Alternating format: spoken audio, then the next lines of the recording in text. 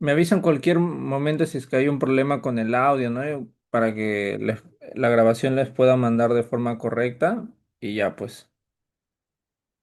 A ver. Bueno, ¿su examen de cardio cuándo es? ¿Es esta semana o es ya la próxima? A veces en Es la... de esta semana, el sábado. Uy, a ver. Entonces, miércoles, jueves, viernes, sábado. Bueno, aproximadamente si es que cuentan el mismo día del examen, tienen como 4 días. ¿Y ya han revisado banqueo? Alguito de banqueo. Para el práctico. Ya. Entonces, vamos a hacer como una reseña de los temas. Primero sea mi experiencia de cuando yo suelo dictar este tipo de temas de cardiología, ¿no?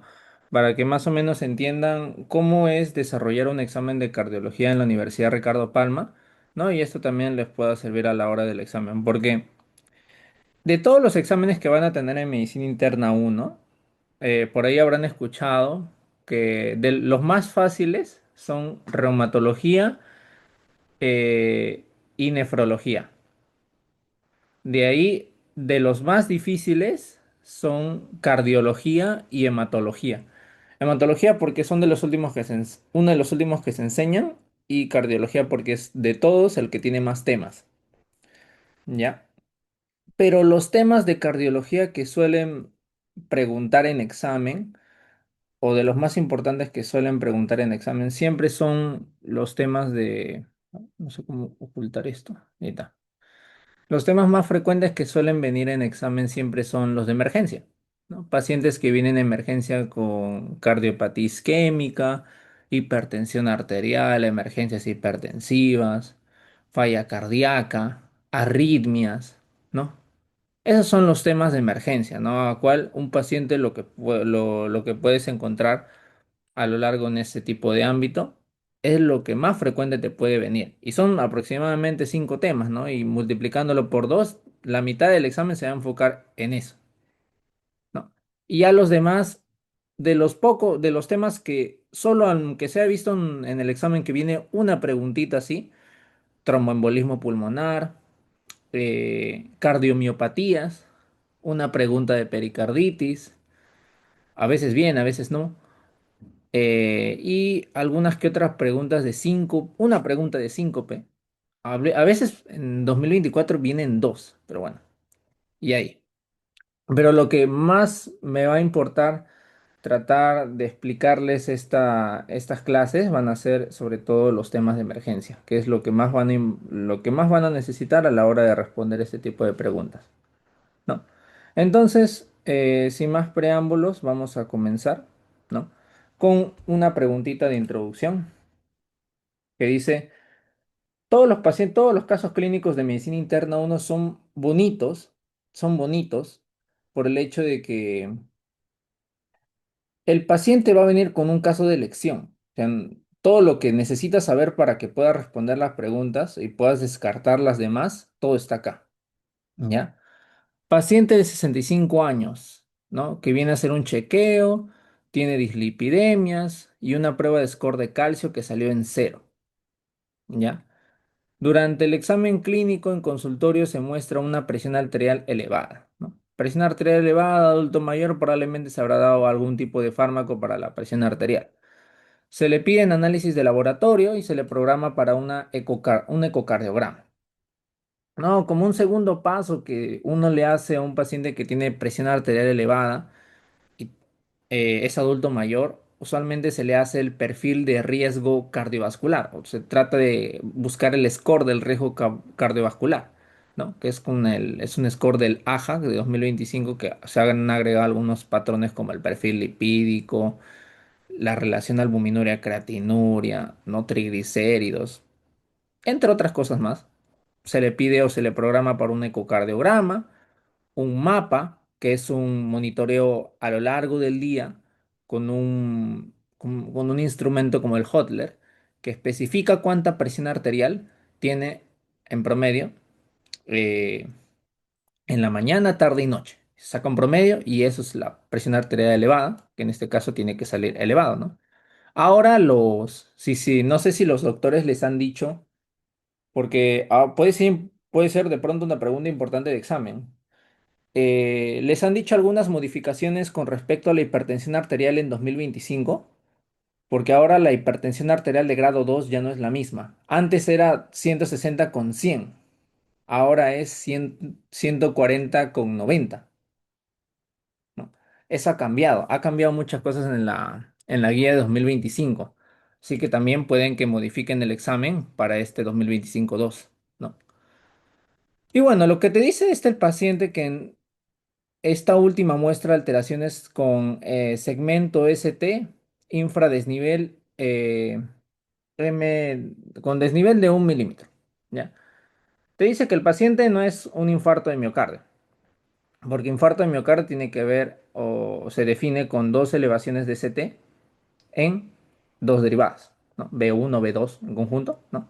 Si es que es uno, tampoco es un infarto con elevación de ST, ¿ya? Y te dice en consecuencia que es un IMA sin ST elevado, ¿no? En consecuencia, ¿qué es lo que yo tengo que hacer a necesidad? Y acá vienen a preguntarte angiotomografía de arterias coronarias, programación para otro score de calcio, repetir la prueba de esfuerzo o no hago nada. Y para eso tenemos que definir dos conceptos, que viene siendo la angina estable y la angina inestable, ¿no? O sea, en un contexto que el paciente viene con angina inestable, es un paciente que tiene prácticamente dolor retroesternal de aproximadamente 10 minutos, 20 minutos, dependiendo de algunas bibliografías, que mejora con el reposo, mejora con los nitratos, ¿no? Y etcétera, ¿no? En cambio, la angina inestable demora más tiempo, a diferencia del estable, que tu, eh, tu guía para tratar la angina estable es prácticamente evaluar factores de riesgo. Siempre en todo paciente se tienen que evaluar factores de riesgo. Siempre con angina inestable. Usualmente estimulas o formas la manera de encontrar un infarto, ya sea con test de esfuerzos, que al final el más selectivo, el de elección, el gol estándar, va a ser la angiografía coronaria. O sea que toda angina al final va a pasar por esto siempre y cuando el paciente tenga alguna forma de decirme que este paciente es adulto mayor, tiene dislipidemias, tiene factores de riesgo para que yo sospeche que en algún momento este paciente puede que no me haya hecho un infarto, pero puede hacerme un infarto. O sea, por esta razón yo pido exámenes adicionales. ¿Ya? Por esta razón yo pido exámenes adicionales. Y esto igualmente no solo es en infarto, es en hipertensión arterial, en falla cardíaca, es en todo. ¿Ya? Pero bueno, no estamos en este caso con segmentos ST infrados, con clínica de un paciente con dilipidemias. ¿Qué es lo que yo a necesidad puedo hacer? Programar de nuevo un score de calcio no sería lo adecuado. Un score de calcio de nuevo no me mostraría algo más de lo que ya me dice el paciente, porque ya tenía un score en cero. Probablemente puede que me salga bien, me salga elevado, no sabemos. Así que necesitamos un estudio que de lo que ya está acá sea un poco más avanzado, ¿no? Normalmente en un paciente, ¿no? Con angina estable, ¿no? Siempre se empieza con ergometría, el test de esfuerzo, ¿no? El clásico test de esfuerzo que al momento te hacemos correr y se te eleva tu frecuencia cardíaca, es de la nada, te aparece un infarto, te aparece un IMA con ese elevado. Ya, no te apareció nada ahí, ecocardiograma de esfuerzo. Y acá se le programó un ecocardiograma de esfuerzo. Ya, necesito un estudio más avanzado que el ecocardiograma porque ya se le hizo. Porque incluso así no se observó ese T elevado. Quiero confirmar, todavía mi paciente tiene mucho riesgo, está en score de riesgo cardiovascular más de 7,5%, angiografía coronaria. Angiografía coronaria, angiotomografía, resonancia magnética, son los tres últimos estudios en 2025 que están aprobados para detectar un infarto, un infarto de, con seguridad. Y de todos estos al que cual han puesto la clave es la angiotomografía. La angiotomografía. ¿Ya? No me va a servir de nada repetir una prueba de esfuerzo. ¿Ya? Eso quiero que se acuerden. El esquema del diagnóstico es ir avanzando en los estudios, no repetirlos, ¿ya? No repetirlos. Y eso acuérdense y anótenlo por ahí. Y la evaluación siempre va a ser ergometría de test de esfuerzo, ecocardiograma de esfuerzo, luego angiografía, que es el gol estándar. ¿Ya? Ese es el gol estándar. Bueno, eso es con respecto a esta preguntita de, ¿cómo se llama? De cardiopatía isquémica. ¿Qué otra cosa les pueden preguntar en cardiopatía isquémica? Vamos a hacer como un recordaris de lo que recuerden qué era la cardiopatía isquémica. La cardiopatía isquémica, si es que, o más o menos para que hagan un recordaris, es el desequilibrio entre el aporte y la demanda, ¿no? Vamos a ver. Vamos a ver qué clínica tenía porque no la había leído bien. Tiene, bueno, mencionan que tienen antecedentes, pero nunca llegó a mencionar algo de la clínica. Así que probablemente estamos hablando acá de una angina, de una angina estable. O bueno, de una angina estable, porque al final vino a consultorio. No, vino a consultorio. Así igualito como en las últimas guías salieron, por ejemplo, que la hipertensión arterial de grado 1 ahora es más de 130/80 y la hipertensión arterial de grado 2 ha salido con más de 140/90, ya no es 160/100 como era el año pasado. A los de grado 2 recién se le trata con fármacos. A los de grado 1, en vez de tratarlos porque como es una presión arterial medio normal en nuestro medio, tenemos que evaluar siempre riesgo cardiovascular. Y aquí es lo mismo, ¿no? Es como una evaluación de riesgo para un paciente que en algún punto a lo largo de su vida, en este caso viene a consultas por un chequeo, porque tiene alto riesgo coronario probablemente, se le tomó como el protocolo para detectar infartos en su condición del paciente y se le tomó como el chequeo de la angina estable, ¿ya? Se le ha tomado como el chequeo de la angina estable. Básicamente es lo que pasó con este paciente, ¿ya? Y bueno, tienen que tomar en cuenta los factores de riesgo, ¿no? Como es una patología del desequilibrio entre el aporte y la demanda, tengo que tomar factores de riesgo. ¿En quiénes me tengo que preocupar por infarto de miocardio? Adultos mayores, con hipertensos, tabaco, diabéticos, dislipidémicos. En todos estos tengo que hacer una observación, ¿no? Un chequeo, un monitoreo, ¿no? Porque están en riesgo, ¿no? Ya, eso tienen que tomar en cuenta. Antecedentes familiares, ¿no? Que también está por ahí en la bibliografía de la MIR, ¿no? Y bueno, la fisiopatología no creo que te pregunten, pero pueden preguntarte cuáles son, a ver si es que por ahí alguno revisará QXMedic, ¿no? ¿Cuáles son los infartos de las arterias coronarias más frecuentemente comprometidas, ¿no? Tienen como que tres esquemas, hay tres tipos de ramas. Hay tres ramas que son las más frecuentemente infartadas, ¿no? Y si no se acuerdan, igualmente se las digo. La más frecuente infartada es la arteria descendente anterior, ¿no? La arteria descendente anterior, que como dice su nombre, te hace un infarto anterior, ¿no? Y este infarto anterior, ¿no? A ver si es que, creo que no sé si lo tengo por acá. Por ahí después, si no. En síntesis, los tres infartos más frecuentes son en la arteria descendente anterior, la circunfleja y luego la arteria descendente posterior. ¿Ya? Eso es como una fija de examen que pueden encontrarla por ahí. Y hay varios tipos de infartos. Hay varios tipos de infartos. Por ejemplo, usualmente yo cuando trato una angina, no sé si se la... ¿Ustedes, su doctor les ha enseñado cómo tratar una angina o cuál es el tratamiento de una angina? Una angina estable, ¿no? Una angina, sobre todo, no, el dolor que tiene el paciente. No, ojo, no estoy hablando de infarto de miocardio con elevación de CT. Pero ¿alguno de ustedes recuerda cómo se trataba una angina? En lo que voy tomando agüita.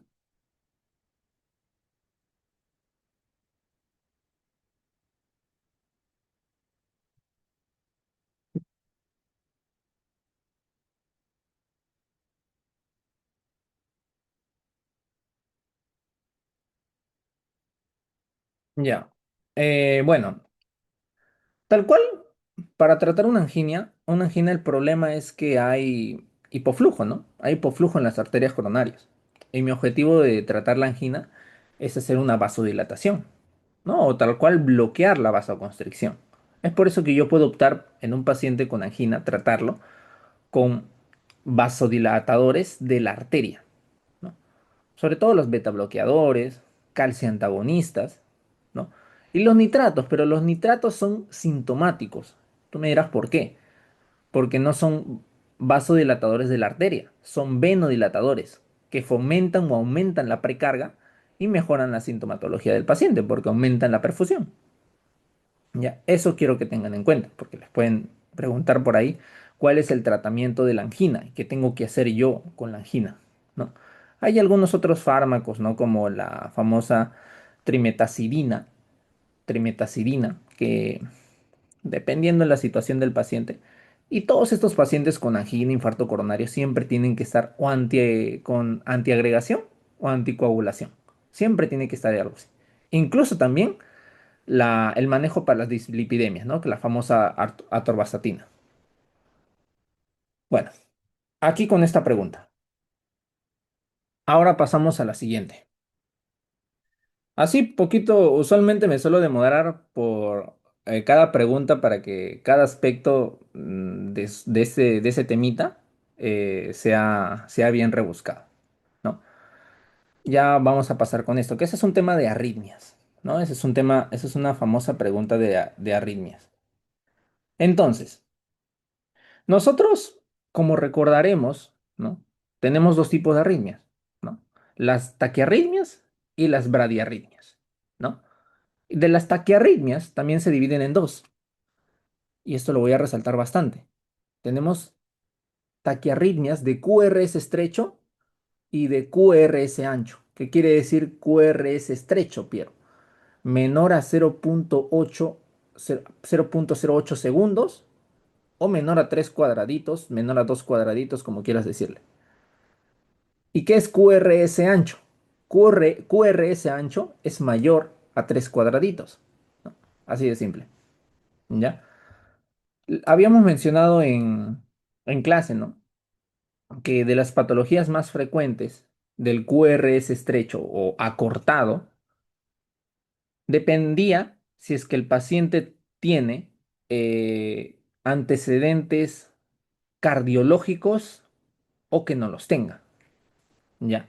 Porque sobre todo si es que el paciente tiene antecedentes o patologías cardiovasculares, probablemente estemos apuntando a una fibrilación auricular, ¿no? En cambio, no te digan nada al respecto te hace pensar de que el paciente probablemente no estemos hablando de una fibrilación auricular, sino de las dos clásicas que vienen siendo la taquicardia paroxística supraventricular y el Wolff-Parkinson-White, ¿ya? En esos dos casos, yo puedo sospechar en un paciente joven que no tiene cardiopatía estructural y tiene una taquicardia de QRS estrecho, ¿ya? Y el paciente ocurre con palpitaciones, ¿no? El paciente en la mayoría de los casos también tienen, los pacientes arrítmicos tienen palpitaciones. Tiene una frecuencia cardíaca de 180, y el paciente tiene ritmo regular. El paciente tiene ritmo regular. ¿Para qué me sirve que me diga que el paciente tiene ritmo regular o tiene ritmo irregular? Pues cuando hay una patología de ritmo regular, usualmente estamos hablando de QRS estrecho, tenemos que descartar de las que son irregulares, ¿no? La famosa arritmia que tiene pulso deficitario, ¿no? Es en pacientes que sobre todo desarrollan con estenosis mitral o tienen la predisposición de generar trombos, émbolos, que te puede generar como por ejemplo eh, infartos de la arteria mesentérica, estenosis de la arteria central de la retina, infartos coronarios, ¿no? Estamos hablando de la fibrilación auricular. La fibrilación auricular, sobre todo, es característico las ondas F minúsculas. Las ondas F minúsculas que simulan una onda P, pero imaginemos que la onda P se genera por contracción auricular dadas por el nódulo sinauricular. Pero en este caso el nódulo sinauricular, su estímulo, porque es un automatismo que se autocontrae. Imaginemos que en vez de querer contraerse, hay otro foquito alrededor de esa aurícula derecha y generan otras contracciones extras, ¿no? Y se le dicen microfocos. Y esos microfocos hacen múltiples contracciones en la aurícula derecha, o con la aurícula izquierda, y generan estas contracciones anómalas que ya no se denominan onda P, sino ahora se denominan ondas F minúscula, ¿no? Pero ya, QRS estrecho en una mujer que no tiene cardiopatía estructural y tiene ritmo regular. Mis dos opciones, como les había mencionado, era el Wolff-Parkinson-White y la taquicardia paroxística supraventricular. Y te dice que no se visualiza la onda P. ¿A cuál me inclino más? A la taquicardia paroxística supraventricular. ¿Por qué? Porque como dice su nombre, es una taquicardia paroxística, o sea, súbita, ¿no? Es una taquicardia súbita que en el electrocardiograma, esas contracciones que se simulan como si fueran un QRS, no le da tiempo al corazón o no le da tiempo al electrocardiograma a formar la onda P, porque hay tantas contracciones ventriculares que no se puede ver la auricular, ¿no? Básicamente es eso. Por eso no se visualiza la onda P. ¿Y cuál es el tratamiento de la taquicardia paroxística supraventricular? Así también como el Wolff-Parkinson-White. A ver si alguien recuerda, es la primera, ¿no? Es el masaje del seno carotidio, ¿ya? En segunda opción tengo la adenosina. ¿Y por qué Piero no se marcó masaje del seno carotidio? Aquí te mencionan que se realizan maniobras vagales sin éxito. O sea que, primero, masaje carotidio, segundo, adenosina, y si no me responde la adenosina, puedo utilizar amiodarona, ¿no? Definitivamente, si es que nada no me responde los fármacos, tengo que hacer una radioablación por frecuencia, ¿ya? Pero eso ya no te van a preguntar porque eso es de cardiocirugía, ¿ya? Hasta donde llegas tú es hasta los fármacos, ¿ya? Hasta ahí llegas. Igualmente aquí los había descrito, ¿no? Siempre lo que está en cursiva no está escrito en el examen, sino que yo lo he escrito a manera para que se pueda entender mejor el caso clínico. ¿Queda? Ya. ¿Qué otra cosa tenemos?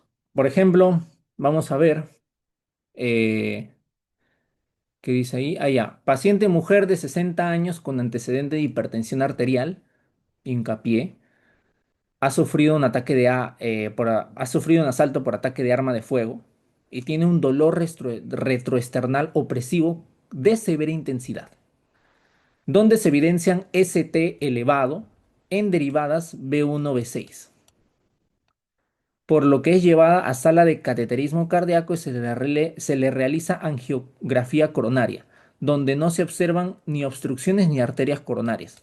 Este caso clínico está cantado. ¿En qué están pensando acá? No, está cantado. Ustedes saben que en el manejo de la cardiopatía isquémica, el infarto de miocardio sigue sigue un esquema de tratamiento, ¿no? Cuando yo pienso en un infarto de miocardio, lo que yo tengo que hacer con mi paciente es derivarlo inmediatamente a cateterismo para que yo le pueda colocar un stent antes de las 2 horas o en los primeros 120 minutos, ¿no? Si es que no llego en los primeros 120 minutos y sé que me voy a demorar, en los primeros 30 minutos yo hago fibrinolisis con con la finalidad de que yo tenga más tiempo para que al final el paciente pueda llegar a colocarse un stent, ¿no? Y eso ha sido pregunta de examen siempre, ¿ya? Pero en este caso, siempre esos exámenes, tanto colocar un stent en en las coronarias, yo tengo que, o sea, es como decirles, antes de colocar un stent en un aparato, primero tengo que saber en dónde colocarlo. O sea que antes de, yo tengo que realizar una angiografía coronaria. para saber en dónde tengo que colocar el stent para dilatar esa arteria coronaria y eliminar la placa ateromatosa. ¿No? Es por eso que siempre antes de esos exámenes tengo que visualizar el corazón. ¿Y qué pasa? Que visualizando el corazón no encuentro ninguna obstrucción coronaria. Ah, pues no es infarto. No era infarto. Porque recuerden que eso ya es la gol estándar. Si con la gol estándar, así como en la biopsia, no encuentras nada, pues no es. Pues no es. ¿Qué otra cosa te dicen? En ecocardiograma encuentras FEBI reducido con aquinesia apical o tal cual en sinónimos como un engrosamiento en la punta del corazón. Tengo que descartar, ¿no? Tengo que descartar cardiomiopatía dilatada, en este caso que es más frecuente en mujeres, el síndrome de Takotsubo. El síndrome de Takotsubo es causado, sobre todo es causa principalmente en mujeres post-estrés súbito. O sea, cuando una mujer experimenta un estrés súbito, pero uno tan fuerte que el mismo estrés libere catecolaminas, sobre todo la noradrenalina, y haga efectos de remodelamiento cardíaco inmediato en el corazón, debe ser un estrés severo. Debe ser un estrés severo.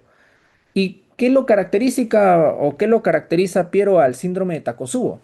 El síndrome de Takotsubo se caracteriza, como dice acá, presencia de ST elevado.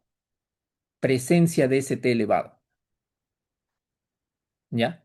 Pero aquí es la preguntita que quería hacerles a ustedes. Ustedes que han visto ya miocardiopatías dilatadas, ¿las miocardiopatías dilatadas son reversibles o no son reversibles? O depende. ¿Qué les ha dicho, qué les han dicho sus doctores?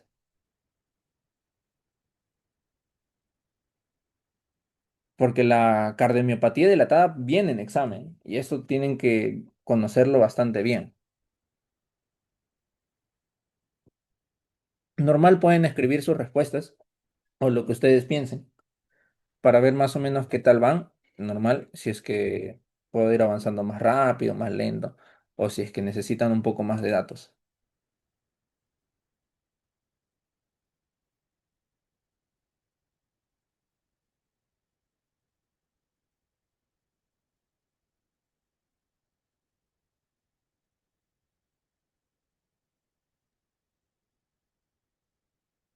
A ver qué me dicen. Normal, respondan, sin... La pueden poner en privado, como prefieran, más o menos para saber cómo van.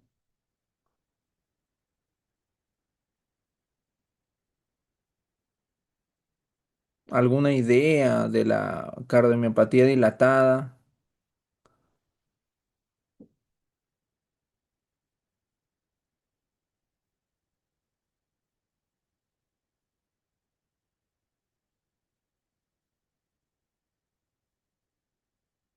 Exacto, sí podría.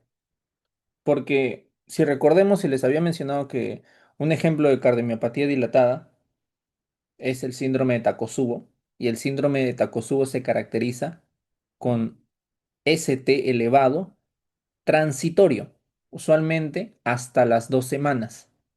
Y es por eso que este paciente se hospitaliza temporalmente, ¿no? Y se controla los factores de riesgo que pueda desarrollar para que pueda estar tranquila después de las 2 semanas. O sea, la clave sería sí, ¿no? Sobre todo el síndrome de Takotsubo, pero hay otras cardiomiopatías dilatadas como por ejemplo el alcohol, la que es la causa más frecuente de cardiomiopatía dilatada, por cierto, que son irreversibles. Y eso viene a una pregunta de examen que les puede venir, que la encontraba en 2023. ¿Las cardiomiopatías dilatadas son, todas son irreversibles? Eso es falso. Ahí tienes el síndrome de Takotsubo, ¿ya? Eso tómenlo en cuenta. Entonces, señale la alternativa correcta. Se trata en un caso de histrionismo. Digo, se trata de un caso de histrionismo. No. Lo más probable es que se trata de un caso de infarto de miocardio por vasoespasmo severo. Cuando estamos hablando de un vasoespasmo, sobre todo que sobre todo es en jóvenes que consumen cigarro, ya. No estamos hablando de la angina de Prismetal. No suele ser el caso, como pueden ver, el caso clínico. No se adecua ni por ningún lado. ¿Es probable que en algunas semanas mejore la función sistólica? Claro que sí. Te pregunto un poco más. ¿A las cuántas semanas? A las 2 semanas. ¿Puede tratarse de una disección de aorta por crisis hipertensiva? Aquí no te mencionan ni la presión arterial, no te mencionan algunos datos, porque la disección de aorta es un daño de órgano blanco de la crisis hipertensiva, eso sí es cierto, pero el caso clínico no se asemeja o no me está dando la idea de pensar en esto, ¿ya? Esto tómenlo en cuenta. Bueno, ahora, también, por ejemplo, te les pueden preguntar sobre todo las cardiopatías congénitas, ¿no? Les pueden preguntar bastantes aspectos de la cardiopatía congénita. ¿Y qué les pueden preguntar? Les había mandado, por ejemplo, un resumen de las cardiopatías congénitas, las más frecuentes en los neonatos, ¿no? Sobre todo la comunicación interventricular, ¿no? Si el niño es mayor de 1 año, estamos hablando de tetralogía de Fallot, o si es en adultos, estamos hablando de la comunicación interauricular, ¿no? Esos tres tienen que dominarlos, ¿ya? Esos tres tienen que dominarlos. Porque ese famoso soplo sistólico, pansistólico, lo tiene casi todos lo pueden presentar, así que no sería una forma de diagnóstico diferencial. A menos que no sea soplo pansistólico, como es en el caso de acá, porque esta es una mujer de 32 años, ¿no? Y tiene un soplo en maquinaria, ¿ya? Un soplo en maquinaria. Este es un diagnóstico de elección para pacientes, ¿no? Para pacientes sobre todo neonatos o mujeres que tengan infección por rubiola. O la madre se infectó o el niño se infectó, ¿no? Y es un factor de riesgo de prematuridad. Y el nombre completo es el soplo continuo en maquinaria de Gibson, que es tal cual el soplo en todo el foco cardíaco, en el sistólico y en el diastólico, en todo, ¿ya? Y solo te lo da esta patología por infección de rubiola en contexto de el ductus arterioso persistente, el ductus arterioso persistente. ¿Qué otra diferencial, si es que no me hubieran dicho el soplo continuo en maquinaria, podría haberse tratado de una comunicación interauricular, ¿no? Porque al menos en este caso, si es que te abundaban un poco más de que la comunicación interauricular se desarrolla sobre todo en los adultos, de factores de riesgo que generan predisposición a generar bloqueos, sobre todo bloqueos de rama derecha, ¿no? Soplo pansistólico, etcétera, hubieras dado la sospecha, ¿no? Etcétera. Bueno, sigamos. Te mencionan, es un trastorno del sistema eléctrico de conducción del corazón. Cuando estamos hablando del sistema eléctrico, estamos hablando de arritmias. Estamos hablando de arritmias, ¿ya? Bloqueo auriculoventricular MOVITS 2, no sé, de grado 2 MOVITS 2, bloqueo sinusal o bloqueo sinauricular, fenómeno de Weichenbach, ¿no? Todos estos se tratan de trastornos de conducción eléctrica o cualquier caso de arritmias, ¿ya? Cualquier caso de arritmias. Y bueno, aquí vamos a ver, por ejemplo, otro caso de diferencial de emergencia que también les puede venir, que en realidad ese es un tema de neumología, pero también lo puedes ver en cardiología, por el hecho de que también es un paciente que viene de emergencia, ¿no? Y el cardiólogo tiene que saber esto para decir, este no es mi caso, ¿no? Por ejemplo, ¿qué podemos encontrar acá? Vemos paciente que tiene frecuencia cardíaca elevada, frecuencia respiratoria elevada y satura en 90%. Este dato es importantísimo como un diferencial para tromboembolismo pulmonar, porque hasta acá también podría decirse, estamos hablando, puede ser un infarto, no, puede ser un infarto, no hay presión arterial, una emergencia hipertensiva, ¿no? No te dice nada más. En el EKG, taquicardia sinusal. Tenemos troponinas, dos controles positivos, ¿ya? No tiene factores de riesgo cardiovascular, o sea que igualmente pasó por un cardiólogo y él dijo, esto no es mío. Y se agregó el dato de que retornó de un viaje de 13 horas. Y aquí vamos a hacer el factor de riesgo con la triada de Virchow, ¿no? Para ver si es que el paciente tiene riesgo de trombosis venosa profunda, que esto predispone a la larga por la éstasis, el estado de hipercoagulabilidad, que el paciente tiene fracturas de pelvis, estancia o, ¿cómo se llama? No se movilice durante un buen tiempo, más de 12 horas, o que el paciente tenga antecedente de cáncer activo. Todo esto me predispone a que genere riesgo de trombosis venosa profunda y por ende un trombo que puede viajar, ¿no? Al final al sistema venoso central y genere un tromboembolismo pulmonar, ¿no?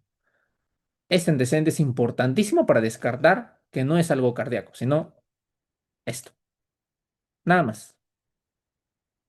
Y se pide troponinas como un alto predictor negativo, porque si es que no lo es, si es que las troponinas están negativas, probablemente no sea un tromboembolismo pulmonar. Así también como el BTNT o ProBNP, el péptido natriurético cerebral, ¿no? Que nosotros pedimos para descartar como predictor negativo la falla cardíaca en caso de duda. Ok. O sea, en la guía dice que lo pidamos igualmente, pero siempre se va a pedir en duda porque acá en Perú no tenemos recursos. Ya, acá en Perú no tenemos recursos. Un ratito.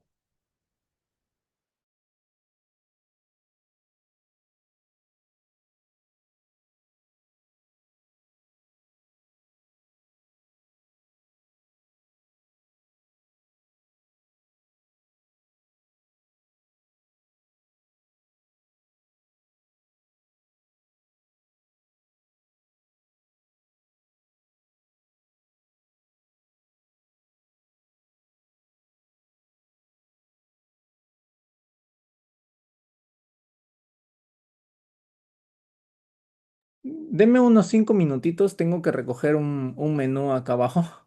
Un ratito.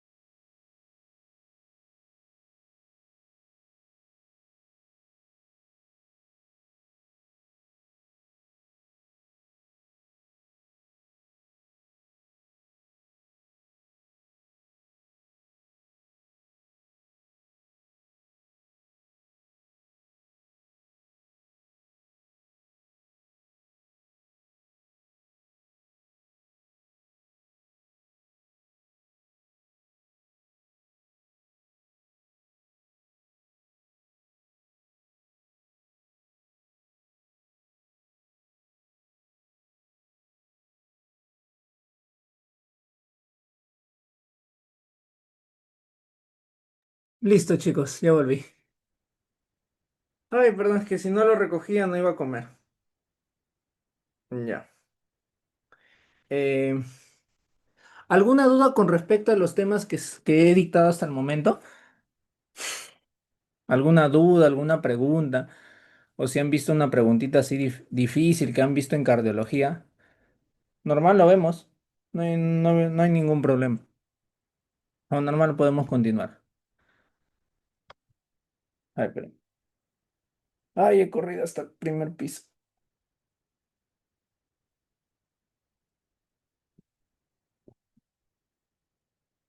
Todo bien, todo correcto. Se entendió hasta el momento.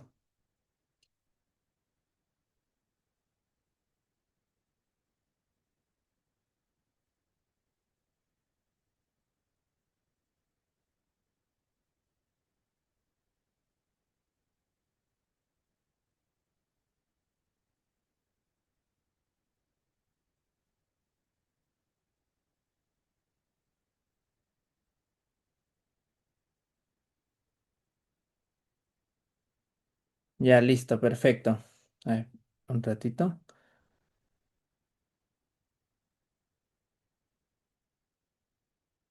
Sí.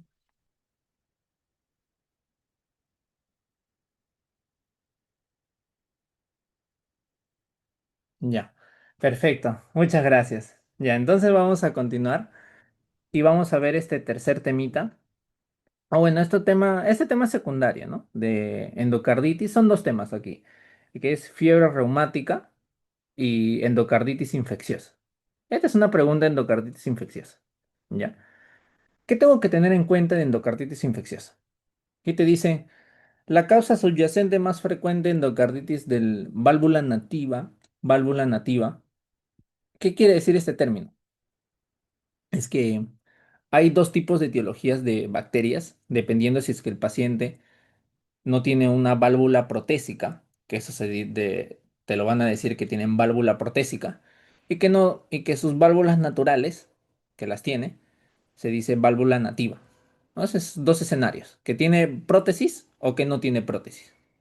Si es que no tiene prótesis, puede hacer el paciente una endocarditis por el clásico estafilococo aureus, ¿no? De forma subaguda, la clínica no aparece de la nada. El paciente puede infectarse con los Streptococcus del grupo Viridans, ya. Pero si es que estamos hablando de válvula protésica, estamos hablando del estafilococo epidermidis, que es coagulasa negativo, a diferencia del Staphylococcus aureus, que es coagulasa positivo, ¿ya? Por eso lo menciona. Y te mencionan acá la causa más frecuente o la causa subyacente más frecuente de endocarditis de válvula nativa es una cardiopatía congénita. Eso es falso. Ya, eso es falso. Normalmente en válvula nativa estamos hablando de predisposiciones súbitas, ¿no? Solamente por infecciones bacterianas en un paciente con contexto de comorbilidades. ¿Ya? Eso es falso. ¿Qué otra cosa mencionarles? Hay otras dos bacterias más que predisponen a bacterias en válvulas nativas. Por ejemplo, el Streptococcus bovis, que es un contexto de un paciente que, aparte de endocarditis, ha desarrollado cáncer colorectal, ¿no? Y este paciente desarrolla este tipo de bacterias. Otros, como por ejemplo los enterococos, el Enterococo faecalis, por infecciones del tracto urinario, ¿no? Eso es pregunta de examen de residentado médico. O, por ejemplo, te dicen, si normalmente las válvulas o las endocarditis son en válvulas mitrales, o sea, en las cámaras izquierdas, para que un paciente haga predisposición de infección en válvulas derechas o haciéndose referencia a la válvula tricuspidia, estamos hablando de un paciente con antecedentes de infección por drogadicción. Pacientes drogadictos desarrollan infección en la válvula tricuspidia, ¿no? sobre todo Staphylococcus aureus, ¿ya? Sigue siendo ahí Staphylococcus aureus. Solo con válvula protésica estamos hablando de Staphylococcus epidermidis antes de los 12 meses, ¿ya? Acá está la endocarditis, válvula cardíaca protésica temprana, ¿no? Y la endocarditis de válvula cardíaca protésica. Ya mira, acá te dicen válvula cardíaca protésica temprana, Staphylococcus epidermidis. Válvula cardíaca protésica tardía. ¿Tiene la misma bacteria? No. Ni la temprana ni la tardía tienen la misma bacteria. En protésica, epidermidis antes de los 12 meses y Staphylococcus aureus después de los 12 meses. El mismo pronóstico, falso. Con una presentación subaguda parecida a la endocarditis de válvula cardíaca nativa, falso, ¿no? La clínica es totalmente distinta. Usualmente hacemos referencia siempre a la clínica del paciente que tiene Staphylococcus aureus. Y ese se le conoce como una triada muy aparte de los criterios de Duke, como lo habrán escuchado por ahí. Que el paciente tiene fiebre, síntomas sistémicos, soplo y esplenomegalia, ¿ya? Y con los criterios de Duke yo hago hemocultivos, ecocardiograma, ¿no? ¿Para ver qué?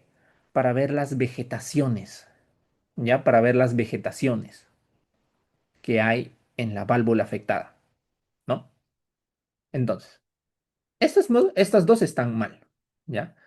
Y te dicen, Pseudomonas aeruginosa es la bacteria identificada con mayor frecuencia. Eso es falso. ¿Saben cuándo se detecta Pseudomona? Como dice acá, es muy bien, es pacientes drogadictos. Pero el más frecuente es Staphylococcus aureus. Luego viene la Pseudomona. Ya, eso tómenlo en cuenta y anótenlo por ahí. ¿Ya? Que siempre en los banqueos viene, entre comillas, lo mismo, viene lo mismo, solo que cambiando el sentido de las preguntas. Así que mientras más estudias a fondo el banqueo, pues tienes más probabilidades de tener un mejor puntaje, ¿no? Y te mencionan aquí, el Staphylococcus aureus es uno de los agentes causantes de endocarditis infecciosa. Hasta ahí está bien. Más de la mitad de los casos no están relacionados a valvulopatía subyacente. Está perfecto porque estamos hablando de válvulas nativas. O sea que sin antecedentes previos, solo comorbilidades. ¿Ya? Así que por esta razón, esta es la clave. ¿Qué otra cosa te pueden preguntar del tratamiento? ¿No? Oxacilina. Usualmente yo suelo empezar con oxacilina. No me responde. Veo en el cultivo y es Staphylococcus aureus meticilino resistente, pues le doy un fuerte para gram positivos. Vancomicina. No me responde vancomicina, daptomicina. Y así voy probando, ¿no? Así voy probando. Por ejemplo, te preguntan, y esto lo van a ver en nefrología, ¿qué le doy a un paciente que tiene E. coli ble, Proteus ble, beta-lactamasa de espectro ampliado? No le voy a dar una ceftriaxona, no le va a hacer nada, le voy a dar el más fuerte, ¿no? Lo que vendría siendo los carbapenems, meropenems, ¿no? Y eso lo van a ver poco a poco. Pasamos a la pregunta bonita de, ¿cómo se llama? Pericarditis. Ya, pericarditis, aunque no lo creas. Ya. Este tema de pericarditis es bastante bonito, ¿ya? Porque al menos mi primera impresión al momento de ver el tema de pericarditis fue, la pericarditis se parece bastante al infarto, porque si es que ven en las bibliografías, la pericarditis te la ponen como un ST elevado con cavidad hacia arriba, como si fuera una carita feliz, ¿no? Como les había mencionado en la teoría. En cambio, el infarto es un ST con concavidad hacia abajo, como una cara triste, como que tipo, ay, me dio infarto, se puso triste, ¿no? Pero la pericarditis tiene bastantes complicaciones. El caso agudo, usualmente estamos hablando de casos idiopáticos o por casos por el virus Coxsackie, de tipo B. Acuérdese del tipo B, ¿no?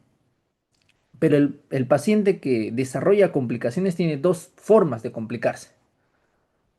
Usualmente con pericarditis constrictiva y el taponamiento cardíaco.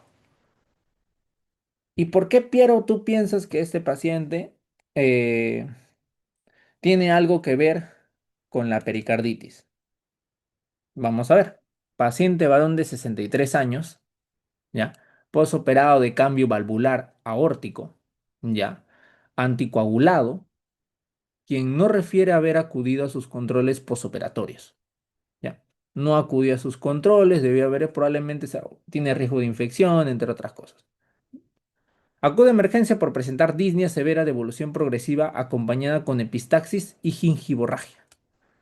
Epistaxis y gingivorragia es un trastorno de la coagulación, probablemente por una infección, que en este caso que yo veo lo más frecuente, que es la coagulación intravascular diseminada, ¿no? Antecedentes, examen físico, paciente hipotenso, taquicárdico, ingurgitación yugular. La ingurgitación yugular, como el signo de Kussmaul al momento que lo vemos, podemos sospechar de varias etiologías. Hipotenso, taquicárdico. Esto me dice algo más. Yo veo esto, yo veo esto y veo esto. Me recuerda una triada, ¿no? La famosa triada de Beck. Distensión yugular, ruidos apagados, hipotensión.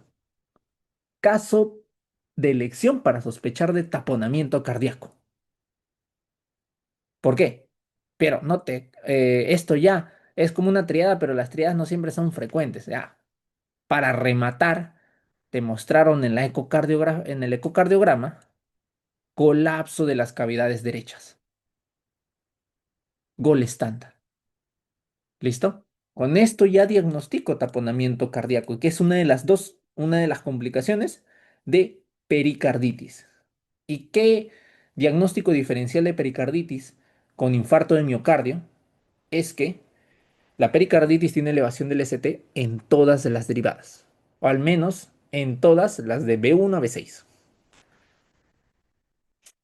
Y obviamente la clínica, pues no, en pericarditis ustedes van a ver el paciente que tiene dolor, no retroesternal, no opresivo, sino en tipo punzada, que cambia ante la movilización.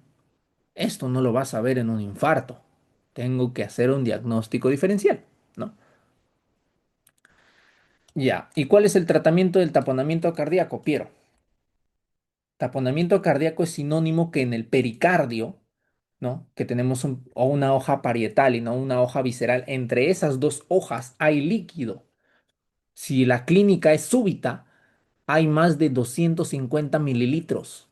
Y si es que la clínica es severa, crónica, el paciente ha desarrollado una compensación para tener más de 2 litros o hasta 2 litros de líquido en el espacio pericárdico. ¿Y qué hago cuando veo un montón de líquido que me obstruye el corazón? Pero le quito el líquido. Tal cual es eso. Agarro una aguja, la aguja le inyecto, o bueno, hago una inserción en el tórax y con esa aguja ingreso al corazón, obviamente mediante un ecocardiograma guiado para que la aguja no penetre otras zonas que no quiero, y retiro el líquido. Eso se le dice pericardiocentesis. Como también, ¿cómo se dice? eh, por ejemplo, ya bueno, es de ahí porque no me acuerdo otro ejemplo. Ya me acordé. ¿Cómo se llama el retiro de líquido del abdomen, de líquido ascítico? Se le dice paracentesis, que es básicamente lo mismo, retirar líquido del abdomen paciente cirrótico, ¿ya? Eso tienen que acordarse. Y Piero, ¿qué tiene que decirme para que yo sospeche de la pericarditis constrictiva? Ah, claro. Signo del pulso paradojal. A la inspiración se me baja más de 10 milímetros de mercurio de la presión. ¿Listo? Eso tienen que decirme para hacer la diferenciación. Y siempre al final tengo que utilizar el ecocardiograma, porque con el ecocardiograma, en la pericarditis constrictiva, voy a ver una cicatrización del pericardio, una fibrosis en el taponamiento. voy a ver un colapso de las cavidades derechas. Y el líquido, obviamente, ¿no? Listo. Este es un tema muy bonito de pericarditis, ¿no? Es bastante interesante. Siempre las preguntas siempre se repiten y se los digo desde ya. Las preguntas de pericarditis siempre se repiten. Me acuerdo que en el práctico siempre venía cada rato un EKG de pericarditis. A cada rato. Y así. Bueno, ahora vamos a hablar, por ejemplo, de hipertensión, ¿no? Y como les digo, la guía de la AJA 2025 ha cambiado. Ahora ya no es hipertensión de grado 2 mayor a 160/100. Ahora es mayor a 140/90. ¿Y por qué se ha bajado la presión arterial? La respuesta es sencilla. Porque una vez el paciente llegaba a más de 160/100, era difícil de controlar, por eso se bajó, ¿no? Y acá te dice, paciente con captopril y amlodipino cursa con tos seca intermitente, tos seca, tos seca, eh, y te dice evaluado por neumología y otorrinolaringología sin hallazgos contributorios, bueno, contributorios. Aquí que voy a entender. Que hay cuatro tratamientos en sí, cuatro de los más importantes, ¿no? Porque en sí hay más, en sí hay más, para que no les rompa la cabeza, porque en sí hay como 10, bueno, si es que los puedo enumerar, pero para que sea más simple, son cuatro. Calcio antagonistas, dihidropiridínicos, calcio antagonistas dihidropiridínicos, como por ejemplo el amlodipino, nimodipino, nifedipino, digo, IECAS o ARA, ¿no? Eh, las tiacidas, hidroclorotiacida, ¿no? Y los beta bloqueadores, ¿no? Que son, por ejemplo, los cardioselectivos, sobre todo metoprolol, ¿no? Nebivolol, atenolol. Atenolol ya no se usa. Ya no se usa para nada atenolol porque tiene un efecto muy agudo de generar hipotensión. Así que ya no se utiliza tanto. ¿No? Y bisoprolol. ¿Ya? Esos cuatro. Y te dice acá, paciente con hipertensión controlada y se le da dos fármacos. Cuando tú le das dos fármacos a un hipertenso, tú tienes que pensar que este hipertenso probablemente es un hipertenso de grado 2. Ahora, 2025, era más de 140/90. Antes, el año pasado, era más de 160/100. Ya. En esos casos tengo que pensar. No me están preguntando nada de las características, pero te dice que yo le estoy dando estos dos y de la nada desarrolla tos seca. Hay una reacción adversa de los yecas y aras, que sobre todo, si recordarán en la fisiopatología de los yecas, que son inhibidores de la enzima convertidora de angiotensina, ¿no? Que es para inhibir el sistema renina-angiotensina-aldosterona. Esto está perfecto para controlar la hipertensión, pero hay unos vasodilatadores a nivel respiratorio que se conocen como bradicininas que se eliminan por medio de esa enzima convertidora de angiotensina, que si yo inhibo esa enzima, ¿no? Yo inhibo esa enzima, las bradicininas se van a elevar, van a hacer picos, y esto genera la tos. Lo más frecuente, el RAMS más frecuente de los yecas. Y es por eso que en vez de yecas, yo le doy aras. ¿Por qué? Porque el ara hace lo mismo, pero no te genera ese RAMS. ¿Ya? Como el losartán. Losartán. Y te preguntan, ¿cuál es el RAMS más severo de los yecas? Angioedema, que es la evolución de la tos a un angioedema. Y no por hipersensibilidad, ¿no? Como el paciente que es alérgico le da hipersensibilidad de tipo 1, no. Es por bradicininas. Pregunta de examen de residentado, pregunta de examen de cardiólogo, ¿no? Pero prácticamente pregunta terapéutica, etcétera. ¿Qué hago? Retiro el captopril. Retiro el captopril y lo cambio por un losartán, porque el captopril le estaba haciendo bien, le estaba haciendo bien. ¿Listo? Te dice, paciente con FEBI preservada. Se descarta valvulopatía y causa isquemia relevante, falla cardíaca. Y usted recibe el tratamiento de elección inicial, el cual ha demostrado mejoría de la supervivencia. Eso se le denomina cuatro fantásticos, ¿no? Cuatro fantásticos. ¿Ustedes se acuerdan, chicos, cuáles son los cuatro fantásticos? ¿Alguien se acuerda cuáles son los cuatro fantásticos para tratamiento que baja la mortalidad en pacientes con falla cardíaca? Y eso les pueden preguntar así. Eso siempre viene en examen. Ya. Eh, de esos cuatro fantásticos, ¿no? El último que al final se demostró son los ICGLT2. Al final, ¿qué quiere decir que bajan la mortalidad? Que es que vamos a arreglar la falla cardíaca. ¿Y qué es la falla cardíaca? Una patología de bajo gasto que a lo largo de la evolución de ese paciente hubo un remodelamiento cardíaco, que hizo una hipertrofia concéntrica o una hipertrofia excéntrica, como quieran decirlo. ¿Y quiénes causan esas hipertrofias?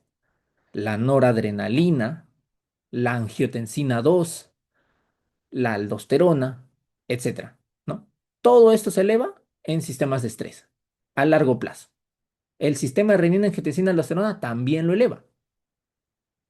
¿Y qué voy a utilizar para bajar esa mortalidad? Bajando esos componentes, ¿no? Por ejemplo, beta bloqueadores. Tienen un receptor sensible a nivel del riñón y te bajan la renina. Por ende, bajan el efecto del sistema renina, angiotensina, aldosterona. Baja la mortalidad. Segundo, eh, antagonista del receptor de aldosterona, espironolactona, es, es prenenolona. No, se me traba la lengua. Y, por ejemplo, el ahora que es más selectivo, la finerenone, ¿no? Que es para pacientes con falla cardíaca y enfermedad renal crónica, ¿no? ¿Qué otro más? Por ejemplo, los IECAS, ARAS, que bloquean la enzima convertidora de angiotensina, ya no forman angiotensina 2, ¿no? Está bloqueando ese sistema. Y los ISGLT2, por más que no lo crean, ¿no? Te bajan, eh, te bajan la necesidad o corrigen la volemia, en este caso a nivel del túbulo proximal a distal, por medio de su glucosuria, en este caso. Y esto al final corrige de alguna forma que baja la síntesis de renina y baja todo el efecto del sistema renina-angiotensina-aldosterona. Por eso mejora la mortalidad y ya se ha demostrado.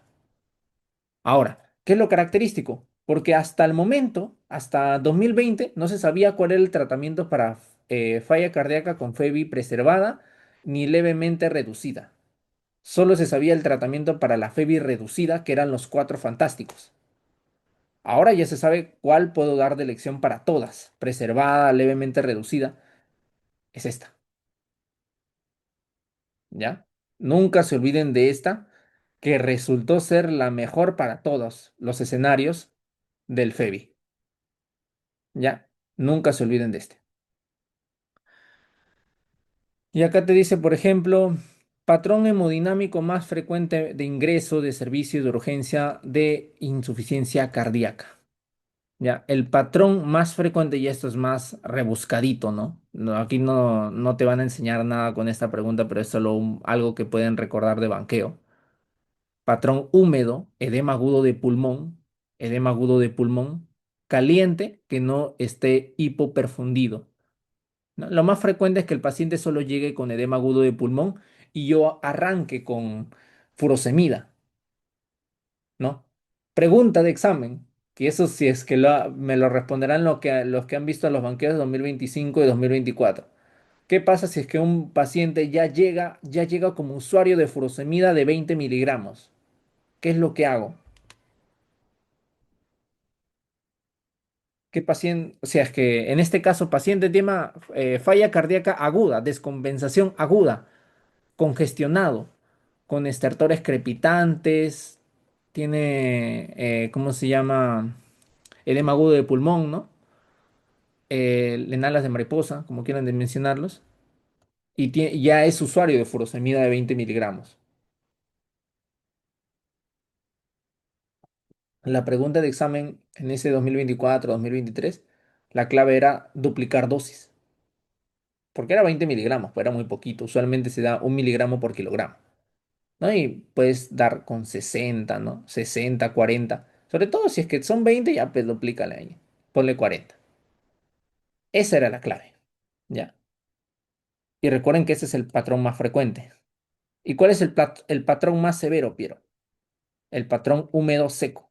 El patrón húmedo seco es el patrón más severo, porque eso es ya shock cardiogénico. Shock cardiogénico. Y al shock cardiogénico no le des diuréticos de inicio, porque si le das diuréticos, le bajas el líquido, está choqueado, se va a morir más. Yo le doy vasopresores como noradrenalina. ¿Listo? Y luego ya ahí veo el tema de los diuréticos. Pero primero es no hacer mal, no matarlo. ¿Ya? Tenemos paciente que ingresa de emergencia con infarto de miocardio con ST elevado, ¿no? Dice que ha sido trombolizado, fibrinolisis. O sea, probablemente se pasó de las 2 horas y ya digo, mejor le doy fibrinolisis a ver si llega. Tiene criterios de reperfusión y se halla estable con fracción de eyección del 56%. Llegó al hospital y se normalizó. Se normalizó, estaba tranquilo, ¿ya? Y pasó a ser ya no un infarto de miocardio, sino que ahora se convirtió, por ejemplo, en una tal cual de los otros criterios de angina inestable, ¿no? O IMA-ST sin ST elevado. A esto yo voy a protocolo, protocolo. Dependiendo el riesgo, yo voy a, en las próximas 2 horas, en las próximas 24 horas, en las próximas 72 horas, yo haré un cateterismo cardíaco, dependiendo el riesgo del paciente. ¿Ya? Eso tómenlo en cuenta bastante. Tómenlo en cuenta bastante. ¿Ya? No perfusión miocárdica, ecocardiograma de estrés. Esto es de inicio, cuando el paciente no desarrolló un infarto, pero aquí ya lo desarrolló. Ya, cuando no lo ha desarrollado y tiene una angina estable, el protocolo es pruebas de estrés, ecocardiograma de estrés y al final cateterismo, angiografía. Pero si es que ya tuvo un infarto, yo tengo que preocuparme, dependiendo del riesgo, si es que el cateterismo me definirá qué puede ser mejor para el paciente, colocarlo en stent o no colocarlo en stent. ¿Ya? Ojo, también preguntas de exámenes acá vienen, por ejemplo, contraindicaciones de la fibrinolisis, contraindicaciones absolutas relativas. Por ejemplo, la relativa más frecuente la preguntada es sangrado de úlcera péptica activa, ¿no? Es la contraindicación relativa más frecuente preguntada.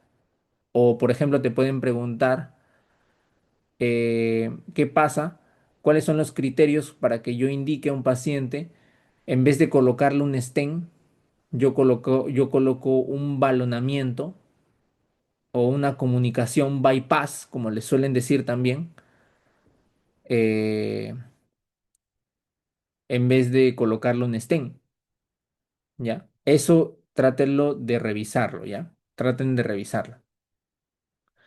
Te mencionan acá, esto es clásico de valvulopatías, y este tema de valvulopatías, tal cual solo tienen que recordar dos cositas para ver o resolver este paciente. Soplo y ni esto tampoco de crecimiento de cámaras izquierda. No. Solo tienen que ver, por ejemplo, el soplo y una característica diferencial de cada valvulopatía. Por ejemplo, esto. Pulso gran diferencial y es un soplo diastólico. Acá te soplaron, esto ya es que te soplen. Soplo diastólico y pulso gran diferencial, yo tengo que sospechar insuficiencia aórtica, ¿ya? ¿No?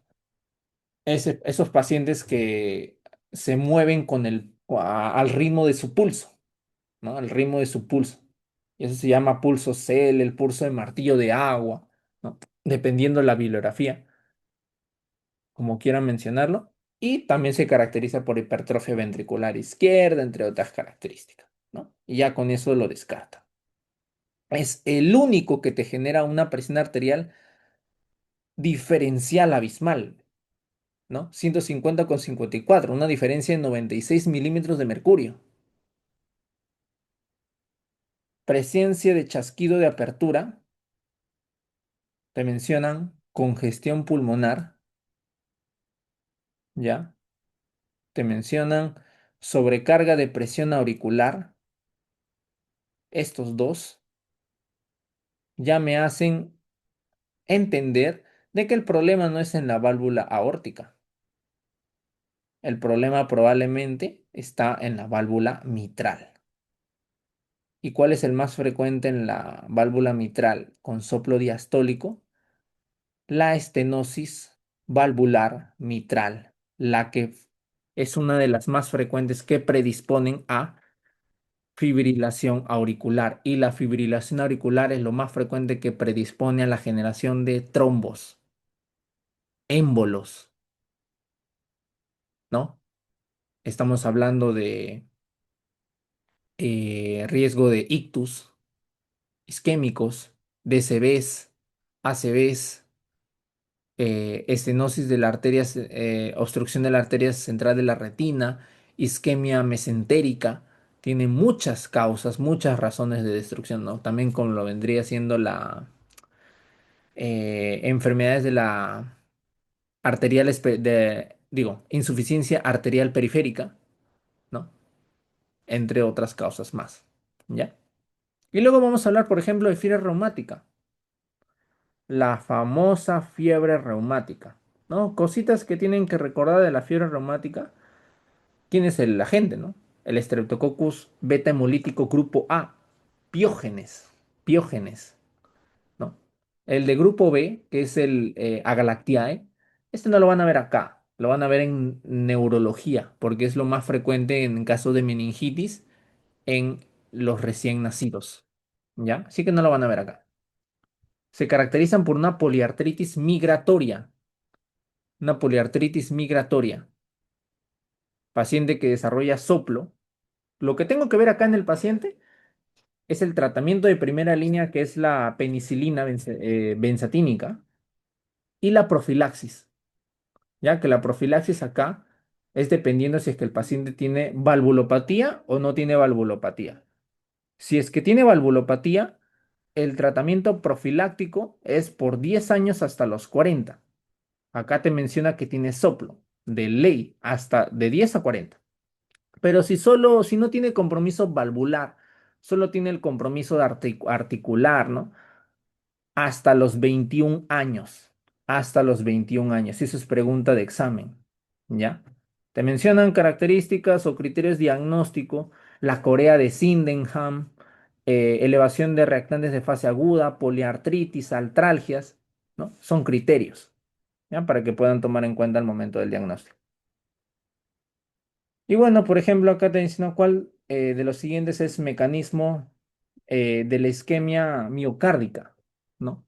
Te mencionan, por ejemplo, presencia de placa estable, vasoespasmo transitorio, disfusión microvascular. Son causas, como decirlo, en la fisiopatología de la cardiopatía isquémica, causas que puedo tomar en cuenta a la hora de hacer un diagnóstico de cardiopatía isquémica, ¿no? Desbalance entre el aporte y la demanda, difusión microvascular, presencia de placa estable. En el caso de angina de Prismeta, el vasoespasmo transitorio, ¿no? En sí todas valen, ¿ya? Ahora, y justo acá vino un caso de pericarditis constrictiva para ver también mencionarles que es frecuente, al menos acá, el más frecuente es la TB.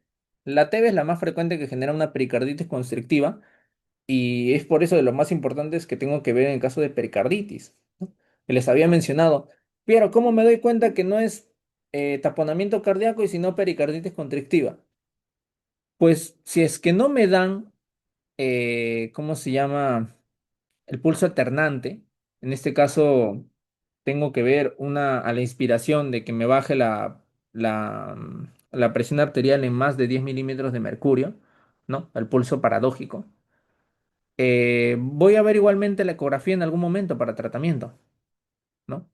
Que indica ausencia de derrame pericárdico, porque acá tuvo pericarditis. Ya saben cuáles son las dos complicaciones más frecuentes: o taponamiento o pericarditis constrictiva.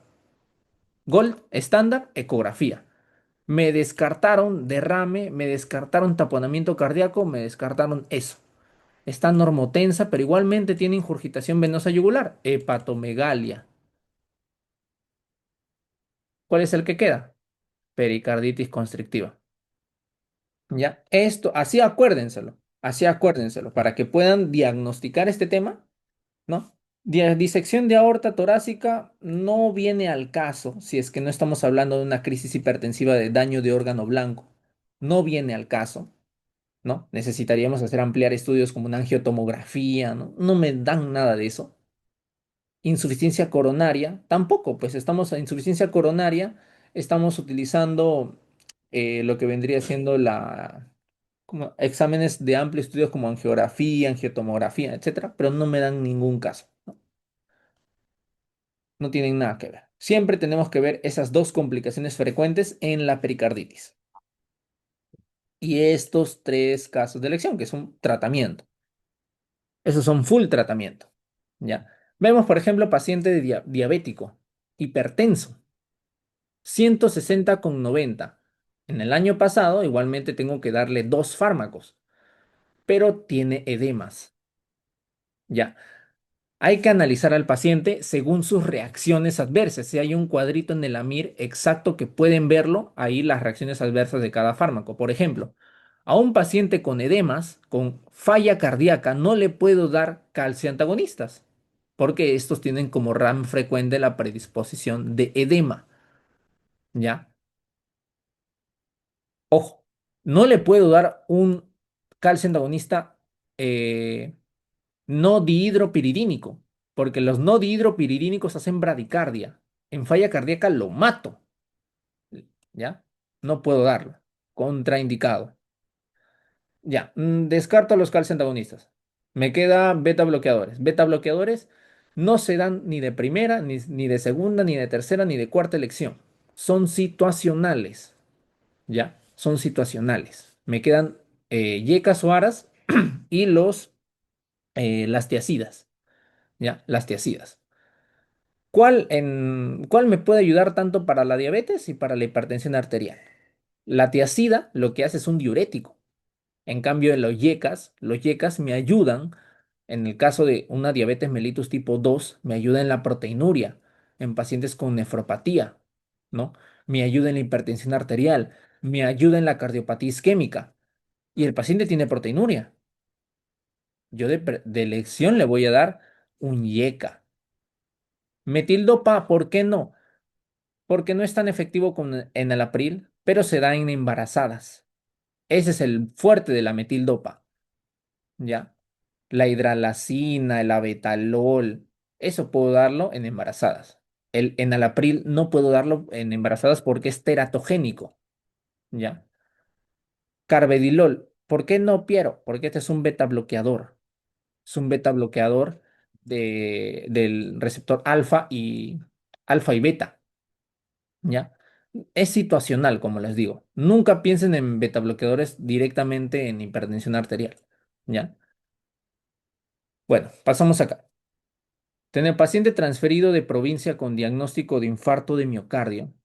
Tiene infarto de miocárdico en las 16 horas de evolución con presión arterial de 140/80. Actualmente no refiere a angina y no tiene disnea. Tiene infarto de ST de frente, lo que yo tengo que pensar.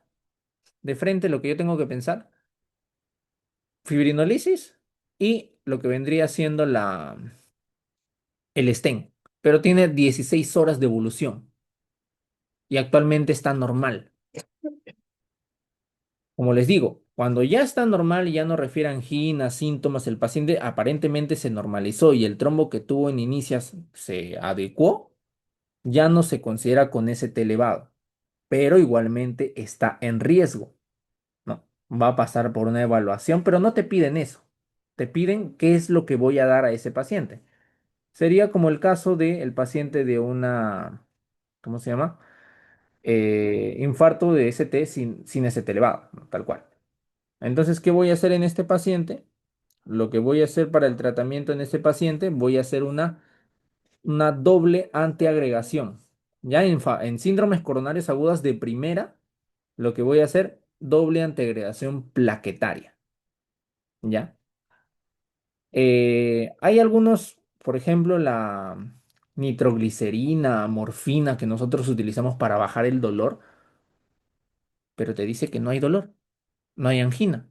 Así que mejor no le doy eso. Mejor le doy para evitar el riesgo a largo plazo de que desarrolle un infarto. Una doble antiagregación, ¿no? Una dosis de aspirina de ataque. No, eso tengo que considerar en el paciente. Beta bloqueadores, estatinas, oxígeno si es que no satura bien, pero satura bien, está perfecto. ¿Ya? Así que lo adecuado es doble antiagregación plaquetaria. Ya les dije por qué no trombolisis, por qué no estén, porque ya no tiene elevación de ST, está estable, está estable. Y último, dicen presión arterial normal, taquipnéico, eh, taquiarritmia complejos angostos irregulares compatibles con fibrilación auricular. Paciente con fibrilación auricular, y esto es un tema bastante importante en arritmias, si por decirlo de todos los fármacos, de todas las arritmias, quiero que se acuerden sobre todo la fibrilación auricular, que siempre viene una pregunta de fibrilación auricular, tienen que recordar su tratamiento, ¿no? Y el tratamiento son tres puntos: control de la frecuencia cardíaca, control del ritmo y la anticoagulación, que la anticoagulación va a depender del score de Charbat o Hasbled, ¿no? Que es para ver si es que es tributo darle o también su riesgo de que genere hemorragias, ¿ya? Y bueno, entonces, acá te dice tratamiento de elección para control de la frecuencia cardíaca. De frente me dicen al punto, ¿qué es lo que yo puedo darle al paciente para controlarle la frecuencia cardíaca? De primera elección son los beta bloqueadores. De primera elección son los beta bloqueadores. Segunda elección, Piero, calcio antagonistas. Tercera elección, bueno, digoxina por ahí, ¿no? Si es que tiene falla cardíaca me puede ir bastante bien. Recuerden, la digoxina se utiliza solo cuando el paciente tiene falla cardíaca y tiene fibrilación auricular, ¿ya? En otros lados, no. Casos refractarios, amiodarona, amiodarona. Pero bueno, ¿con cuál voy a empezar? Con el beta bloqueador. ¿Listo? ¿Ya? De acá, esas son todas las preguntas de 2025-1. Les hice un recuento de cómo son las preguntas en sí en cardiología y vamos a ver algunos EKGs. Ya vamos a ver algunos EKGs. Que usan, también son son preguntas en prácticos. A ver, ¿cuál podemos ver? Vamos a ver el de las actividades acá, para que puedan agilizar su visión. Recuerden que la mayoría de las preguntas de cardio en el práctico siempre son EKGs. Así que en los EKGs no pueden fallar. Practiquen todos los EKGs y practiquen incluso los últimos. Cómo es una taquicardia ventricular y cómo es una fibrilación ventricular. Eso ha venido en examen, me acuerdo a los alumnos 2000 del examen 2024-2 y el doctor no les había enseñado eso. Eh, pero sí estaba, o sea, sí estaba como de los temas más importantes en el ENA y creo que se justificaron con eso. y pues vino, pues. No sé cómo será en su ciclo porque creo que los doctores que dictan a veces cambian, ¿no? Suelen cambiar. Y en este caso vemos acá, ¿no? Vemos acá un montón de QRS. Estos son ondas T, ¿no? Estos son ondas T. La pregunta acá, ¿dónde están las ondas P? No veo ninguna onda P. Que tal cual te dicen cómo hacer una lectura correcta, primero tengo que ver si está adecuadamente tomado, ¿no? Visualizando este apartado de acá, la frecuencia cardíaca, pero para que no pierdas tiempo en el examen, de frente visualiza las características. QRS, onda T, y no veo la onda P. No veo la onda P. Frecuencia cardíaca 182. Acá lo dice. Taquicardia, no veo onda P. Y vemos en un poquito más, nos acercamos y vemos que el QRS mide aproximadamente 2 cuadraditos. O sea que es una taquiarritmia de QRS estrecho. ¿Es regular, Piero? ¿Es regular? Vemos las distancias de RR y vamos a ver que es regular. ¿Cómo se llama? Taquiarritmia. QRS estrecho. Regular. No hay onda P. Cantado. Taquicardia paroxística supraventricular. De elección. ¿Ya? Te mencionan. Con respecto al diagnóstico anterior, tratamiento. El tratamiento más indicado, ¿ya? Recuerden que acá el tratamiento, primero, masaje carotidio, luego adenosina, luego otros fármacos de elección, ¿no? Pero primero masaje carotidio y luego adenosina, ¿ya? Pero usualmente cuando hablan en el hospital, porque en el hospital estamos hablando de fármacos, ¿ya? Siempre se van a referir a la adenosina, ¿ya? Pero recuerden que primero se le masajea, ¿no? ¿Ya? Eso tómenlo en cuenta. Criterios del electrocardiográficos para ver hipertrofia ventricular izquierda. Cornell, Lewis, está el Sokolov, el más importante de todos, o al menos el más conocido, ¿no? El de, ¿cómo se llama? En B1, en B6, que esas, sobre todo, tenemos que observar que sea mayor a 45 milímetros, ¿no? Mayor o igual a 45 milímetros, y así sucesivamente, ¿no? Que te visualizan hipertrofia ventricular izquierda. No suelen preguntar esto, ¿no? De ahí les menciono lo que van a... Usualmente preguntan full EKGs, ¿ya? Dos patologías que causan con mayor frecuencia insuficiencia cardíaca. ¿Cuál es la más frecuente que causa insuficiencia cardíaca? Cardiopatía isquémica. La segunda, hipertensión arterial. La complicación más frecuente discapacitante o de mortalidad de hipertensión arterial es la hipertrofia ventricular izquierda. Hace una falla cardíaca diastólica, a diferencia de la enfermedad coronaria que es una falla cardíaca sistólica, ¿ya? Y esta es la más frecuente. Te dice acá, paciente, vemos que me llama la atención todo esto. Me llama la atención todo esto. Acá veo que hay QRS de ley. Y esto veo. Eso es una. Puedo simular hasta que es una onda T. Pero luego veo atrás uno, 2, 3. Parece como macrofocos. Macrofocos. Macrofocos de onda pseudo P. Porque en realidad se le dice F mayúscula. Es característico del flúter auricular. ¿Y cómo lo diferencio de la fibrilación auricular? Porque vas a verlo igualito, pero más chiquito porque la fibrilación auricular es más chiquitita, no son así tan grandes. Tengo que ver sobre todo si es regular o irregular, porque la fibrilación auricular es irregular y el flúter es regular. Vemos la distancia RR, 4 cuadraditos, 4 cuadraditos, 4 cuadraditos y un poquito más, 4 cuadraditos. Más o menos se asemeja, ¿no? Es regular. Así fácil, rápido.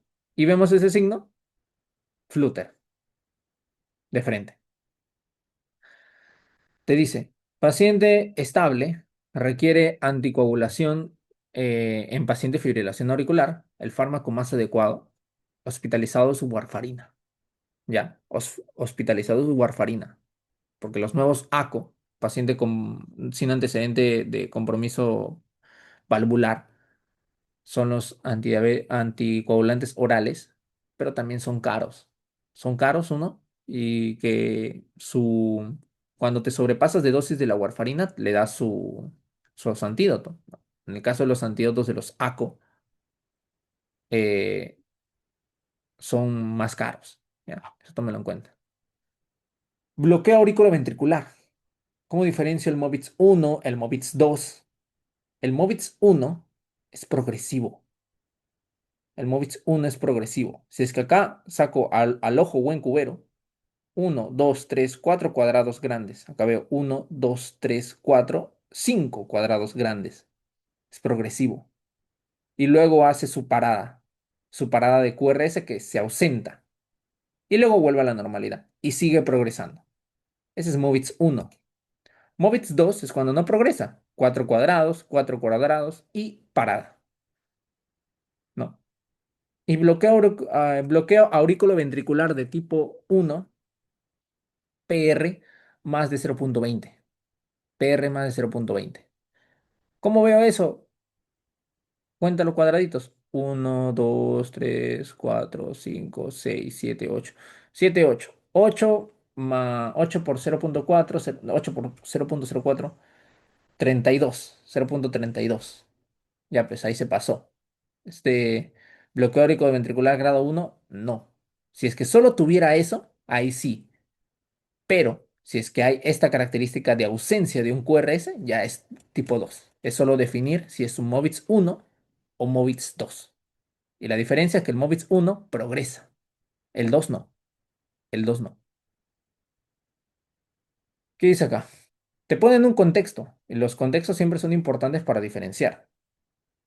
¿Ya? Te dicen electrocardiograma anómalo, adulto mayor, sin antecedentes de interés, tiene síncopes. ¿Qué trastorno del ritmo cardíaco presenta en nuestro paciente según el electrocardiograma? Bueno, este no fue tan importante. A veces lo dicen, a veces ponen datos importantes, pero en este caso no. Solo me dijo que es viejito. Acá lo que me llama la atención, cuando lo veo, si es que miden con una regla la distancia entre los QRS que hay, son iguales. Van a ver y son iguales. Y luego van a ver las distancias de las ondas P, estas, van a ver que son iguales. No parece, ¿no? Pero es que el QRS o la onda T a veces las camuflan, pero en sí son iguales. ¿Ya? Ahora, ¿cuál es la cosa acá? Que para yo diagnosticar un bloqueo auriculoventricular completo, yo tengo que ver asincronía del QRS con la onda P. Cada una va por su lado. A eso es donde voy.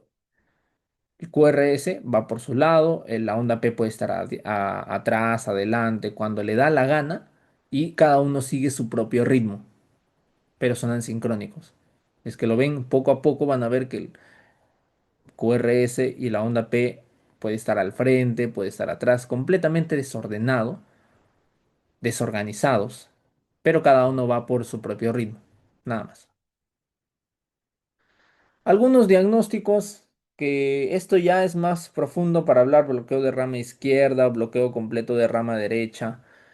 Esto es más específico del doctor, porque yo me acuerdo que en 2 de mayo te daban como cómo diferenciar de un bloqueo completo de rama derecha, de rama izquierda, y ahí tenías que ver ciertas características tanto de elevación o descenso de las derivadas, ¿ya? Esto ya es un poco más específico porque esto ya no lo van a ver, solo van a ver hasta este ciclo van a conocer algo de esto, pero si es que tienen tiempo para repasarlo, no, igualmente se los mandaré, cómo diferenciar bloqueo completo a rama derecha, rama izquierda, porque se van a confundir. Y luego, por ejemplo, la taquicardia ventricular. Taquicardia ventricular es al toque se encuentra. ¿Por qué? Ven el QRS y cuántos cuadrados tiene. Tiene a 10 cuadrados. 10 cuadrados es ancho, es QRS ancho. Más de 3 cuadrados, tiene 10. Se pasó. Y yo cuando veo QRS ancho pienso en tres categorías. taquicardia ventricular, torsada de Pointes y fibrilación ventricular. Esos tres, no pienso en nada más. Pero, Piero, ¿cómo me doy cuenta si es fibrilación ventricular? Ah, fibrilación ventricular es irregular. Fibrilación es irregular. Vemos el RR y vamos a ver que son equidistantes, lineales. En el trozada de Pointes parece como una, ¿cómo se llama? Un acordeón. El QRS se hace más grande, así como, y luego baja. Parece un acordeón. Y en la fibrilación ventricular son irregulares, ¿no? Las distancias RR son distintas y el tamaño también. Esos tres tienen que diferenciarlos para saber cuál es taquicardia ventricular, cuál es fibrilación ventricular. Ya, vamos a ver. Quiero ver si es que hay otros EKGs que por aquí hay. Que siempre traten de revisar los EKGs para que hagan prácticas porque, si mal no recuerdo, como cuando yo realicé el examen, cada minuto valía. Por ejemplo, te dan un contexto. Paciente con dolor punzante. Ya pues no vamos a sospechar el infarto. Diagnóstico diferencial. Pericarditis aguda. Elevación de B1, B2, B3, B4, B5, B6. Ya está. Elevación de CT con dolor tipo punzada que se modifica al movimiento o a la inspiración. Pericarditis, de frente. De aquí, esta pregunta no la duden más. Piero, pero no veo mucho la, con, la concavidad hacia arriba o la cara feliz. Puede que la veas, puede que no la veas. No te guíes de eso. Guíate de la clínica con la imagen. ¿Ya? Hay preguntas de mi bloqueos. Hay preguntas de mi bloqueos. ¿Ya? Estas preguntas de mi bloqueos, eh, también lo mismo. En donde Mayo daban como que esas salteaditas de fijas de mi bloqueos y bloqueos de ramas derechas, izquierdas. Pero ya. Al final les voy a dar un PDF donde pueden ver eso, ¿no? Igualmente los libros que les mandé, pueden revisar esos semibloqueos para ver cómo diagnosticarlos. También otra pregunta clásica de tratamiento de los QRS ancho. QRS ancho, taquicardia ventricular, fibrilación ventricular. De frente a estos pacientes, primero tengo que ver estabilidad. Toda arritmia inestable con signos de shock, tengo que hacer una cardioversión eléctrica. Con signo de shock, cardioversión eléctrica. De frente, no lo dudo. ¿Ya? Entonces dice, paciente, allá, indique la arteria responsable del infarto. ¿Ya? Aquí lo que voy a ver primero es identificar el infarto, ¿no? Infarto en B1, en B2, B3, ¿no? B4, más o menos un poquito. B5, B6 ya no hay nada, incluso ha bajado, ¿no? Acá veo el ABF, que me acuerdo, no veo muy bien cómo está borroso. D1, D2, D3, que acá está infrado, el ST, ¿no? También con el ABF está infrado, ¿ya? Esta característica de infrado de D2, D3 y ABF, infrado a la cara inferior, y elevación de B1, B2, B3, al menos esto me dice que es anterior. ¿Ya? Esto me dice que el infarto es anterior. Pero ahora, ¿qué extremo? ¿No? ¿Qué extremo? Porque si fuera, por ejemplo, eh, un infarto, sobre todo de la descendente anterior, el tercio distal, no tendríamos esto. ¿Ya? Porque si el infarto fuera ahí, en el EKG se vería elevado y estamos viendo infarto de la cara inferior, ¿no? Así que vemos el otro aspecto, en vez de distal, proximal. Cosa que cuando el infarto se despliegue en la zona inferior, mejor dicho, el infarto se despliegue en la zona proximal, el EKG te lo va a leer te lo va a leer como que está lejos de la zona inferior. Está lejos de la zona inferior. Nada más.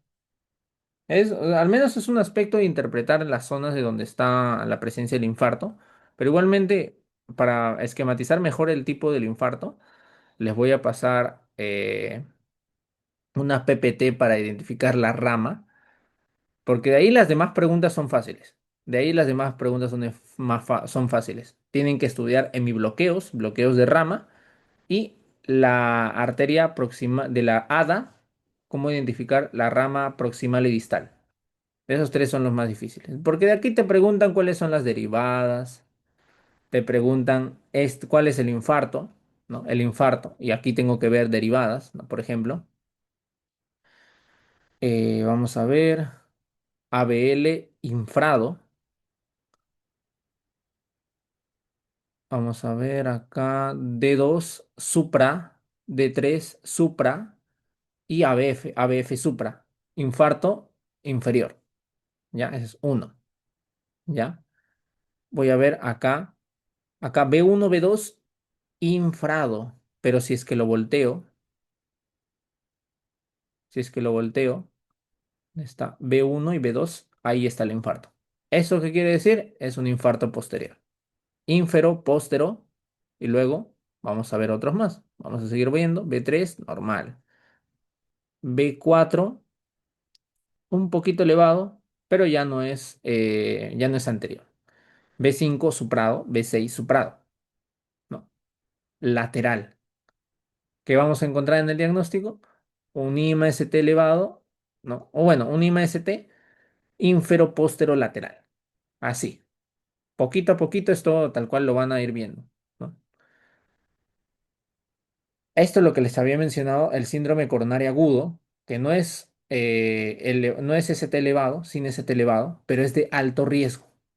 Hay dos tipos, ¿no? De alto riesgo, ¿no? Y muy alto riesgo, que lo tengo que evaluar en las 2 horas. En el alto riesgo puede pasar 12 horas, ¿no? Su momento.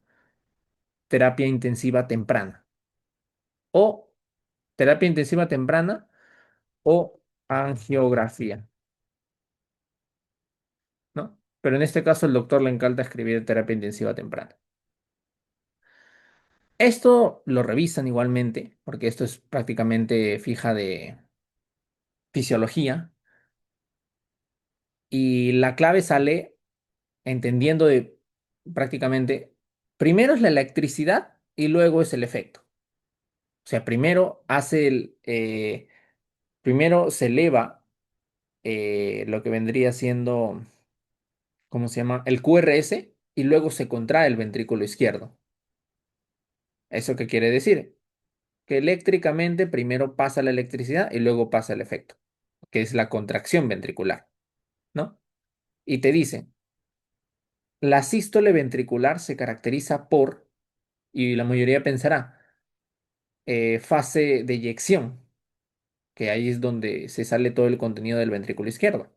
No, como les digo, en el momento del QRS elevado, no está pasando la contracción o la fase de eyección, ¿no? Porque eso es después, ya, interpretándolo netamente lo que está pasando en el corazón paralelamente al, a la contracción tal cual fisiológica. Antes de, se prepara contracción isovolumétrica, ¿ya? Básicamente. ¿Cuáles son los criterios para definir falla cardíaca febril reducida preservada? ¿Ven? De ahí las demás preguntas están cantadas. Te dicen, falla cardíaca. Te dicen, ritmo sinusal, bloqueo de rama izquierda, QRS 150, cantado. Eso es un esquema de la MIR donde te dice que el paciente tiene un QRS ancho y tiene falla cardíaca. Resincronización cardíaca, cuando hay QRS más de 130 milisegundos. De frente, de frente. A ver, y creo que para ver, para allá con ese terminamos. Miren, como les digo. Si es que te cambia la pregunta, ¿no? La medida terapéutica inicial,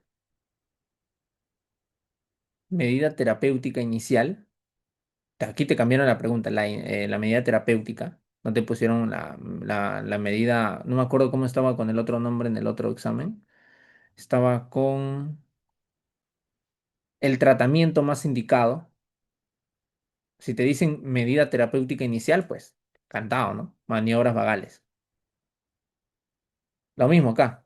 38 años, elevación de CT difuso, efusión pericárdica, dolor precordial, yo digo pericarditis, complicaciones sin colapso de cavidades derechas. O sea que no es taponamiento, ¿ya? En nuestro medio, ¿qué tengo que sospechar la causa más frecuente de una pericarditis? Pericarditis tuberculosa, ¿no? De acá, por ejemplo, vemos características de un paciente que tiene EKG con palpitaciones, disnea progresiva. Acá vemos el EKG cómo va evolucionando. Como les digo, acá en estos casos de frente yo vería estas ondas P elevadas, que son en realidad ondas F mayúsculas, y son regulares, pues es lo que más me interesa ver. Diferenciar el flúter con la fibrilación auricular, que el flúter es regular y la fibrilación auricular es irregular. Luego también les había hablado de lo que respecta a los bloqueos. No les había mencionado Movitz 1 progresivo, Movitz 2 constante, ¿no? Aquí tengo que ver cómo evoluciona. Lo que les había mencionado, esto no nos había enseñado el doctor en su momento, ¿no? Este es del caso de 2024-2. Mis alumnitos me habían mostrado esto y me dijo que esto no habían enseñado en clase. Y de verdad que no habían enseñado.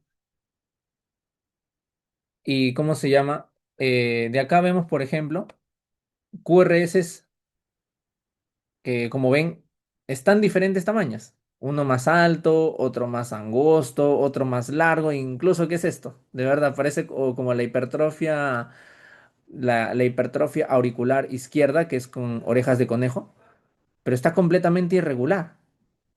Uno irregular, porque digo, acá hay una distancia de 5 o 6 cuadraditos, acá hay una distancia de 3 cuadraditos, irregular, de frente. Ni para pensar que es torsade de point es nada. QRS ancho, más de 3 cuadraditos, fibrilación ventricular. Tratamiento, desfibrilación. Solo en el caso que el paciente tenga fibrilación ventricular, de frente yo entro con desfibrilación. Pero para cualquier arritmia que tenga estado de hemodinámicamente inestable, tengo que dar desfibrilación. Eso pregunta de examen, siempre, siempre viene. ¿Cómo defino el ST elevado? ST mayor a 1,5 cuadraditos, nada más. Pueden escribirlo así, como les digo, contraindicaciones absolutas de fibrinolisis. Siempre viene. No pongan acá la úlcera péptica porque no es una contraindicación absoluta, es una contraindicación relativa.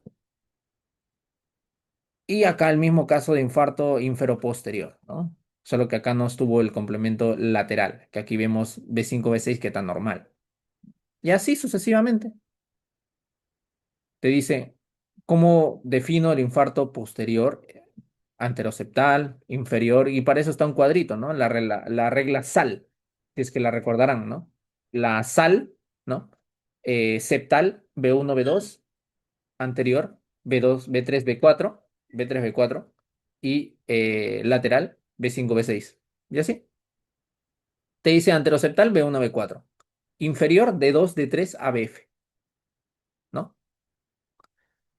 Y te dicen, por ejemplo, lateral eh, lateral alta, si mal no recuerdo, ahí me corrigen. Lateral alta era, ¿cómo era? ABL ¿cómo era? D1 y ABL. Y lateral baja es B5 B6, ¿ya?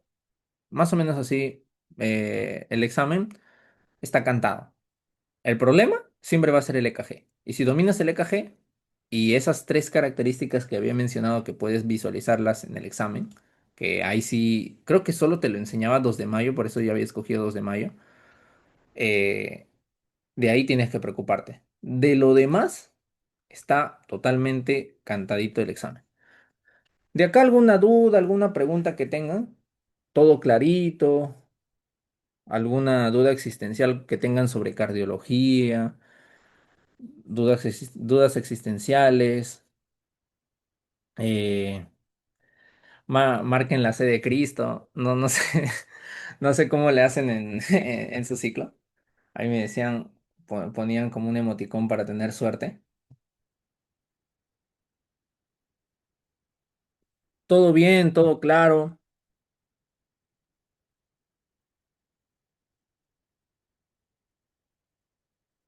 ya, perfecto. Bueno, espero que les haya gustado. Igualmente, si es que tienen alguna consultita en el examen de cardiología, me avisan con cualquier naturalidad. Yo estoy acá y les puedo responder, les hago un audio, así todo resumido. Y bueno, ya traigo mi camarita para despedirme. Espero que les haya gustado y bueno, trataré de que de que esos repasitos sean cerquita los exámenes, solo que estos me tuvo que complicar bastante. Sí, claro, normal. El PDF lo voy a enviar y bueno, eh, de ahí nos vemos a la próxima. Eh, les paso, voy a pasarlo en ambos grupos, los exámenes actualizados y cómo se llama los PDFs del EKG, ¿no? Del EKG de los materiales del doctor, para que puedan diferenciar los semibloqueos con bloqueos y de la arteria descendente anterior, cuál es cómo veo proximal y cómo veo distal. ¿Ya? Esos dos me hacen acordar, si es que no lo paso hoy día, para que lo puedan revisar. ¿Ya? Y bueno, sin más preámbulos, chicos, espero que les haya gustado y nos vemos para la próxima. Muchas gracias.